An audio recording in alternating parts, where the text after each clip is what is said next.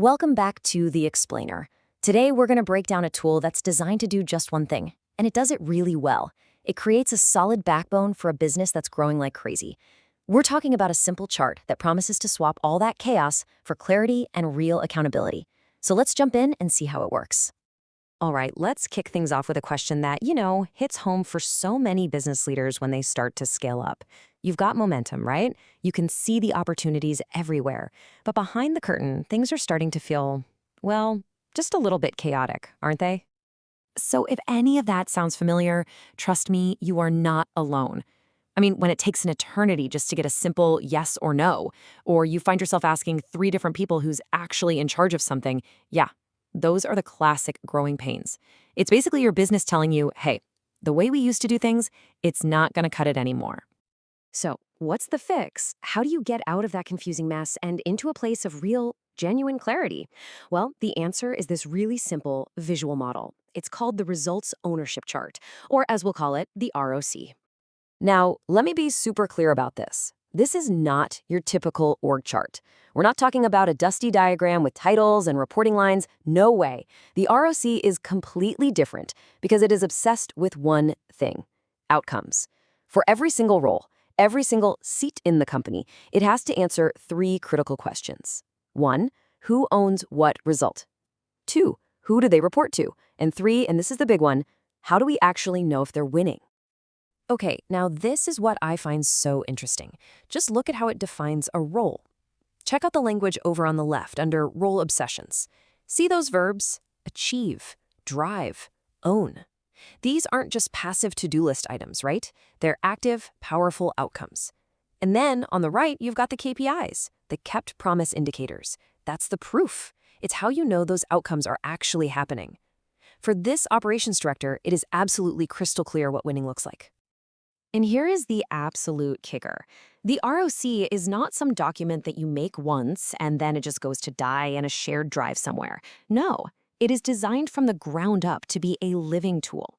It's something you're supposed to pull up every single week in your meetings to actually run the business. So you might be wondering, how can such a simple chart have such a huge impact? Well, it all comes down to the 3 very specific kinds of clarity it creates. And let me tell you, these are absolute game changers for any business that's trying to grow. And this just lays out the chain reaction perfectly. It all starts with clarity, right? When you're clear on who owns what, boom, decisions happen faster. That's your speed. Then, when every single role is laser focused on just a few key obsessions, you get much better outcomes. That's your results. And finally, when you have that healthy structure in place, you can add more people, more complexity, and the whole thing doesn't just fall over. And that's how you scale. All right, so how do you actually build one of these things? The most important rule is super simple. You have to start at the top and work your way down. And it's a simple idea, but it's so profound. You just can't build a strong house on a shaky foundation, right? It's the same thing here. If your leaders aren't even aligned on who owns what, that confusion is just going to pour down through the organization and get worse at every level. Getting that leadership team aligned has to be step 1. So how do you get them aligned? You simplify. Just think about it for a second. At its core, pretty much any business, I don't care what industry you're in, really only does 3 things. First, you got to get work. That's all your sales and marketing stuff. Then you got to do work. That's your operations, your service delivery. And finally, you have to get paid, which is, all the finance and admin that makes it all run. And that simple but really powerful framework, that's the whole key. The ROC basically organizes your leadership team into these 3 super clear lanes. What this does is it makes sure that every single critical piece of the business has one person, a single accountable owner at the very top. No overlaps, no gaps, just clarity.